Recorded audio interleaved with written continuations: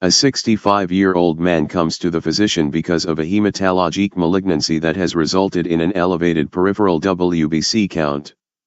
He has been treated with a tyrosine kinase inhibitor for the past 3 years, but is experiencing treatment refractoriness and is being considered for stem cell transplant. Splenic irradiation is being considered. Of the following conditions, which is most consistent with this patient's scenario? CLL, CML, hairy cell leukemia, HCL, Hodgkin's lymphoma, myelofibrosis. Explanation: CML.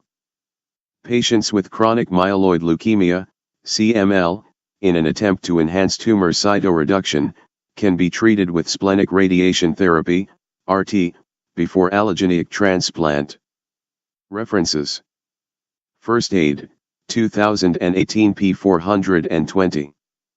First Aid, 2017 p. 410. First Aid, 2016 p. 402. Hairy cell leukemia, HCL.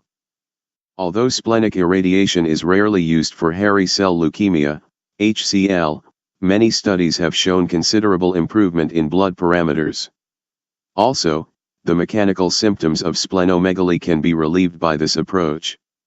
HCL is not treated with a tyrosine kinase inhibitor and does not generally result in markedly elevated WBC counts. CLL. In CLL, splenic irradiation causes some decrease in splenic pain and a modest improvement in anemia and thrombocytopenia. This condition results in elevated WBC, but is not treated with transplant or tyrosine kinase inhibitors. Hodgkin's lymphoma. Irradiation is used in Hodgkin's lymphoma for relief of the lymphadenopathy.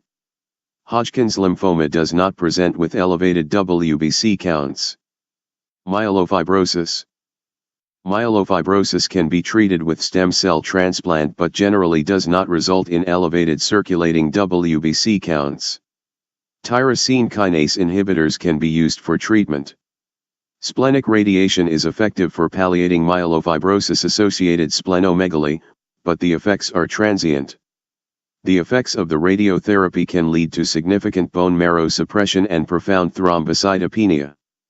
Splenic radiotherapy is used for patients with considerable symptoms and an adequate platelet count who are not candidates for splenectomy.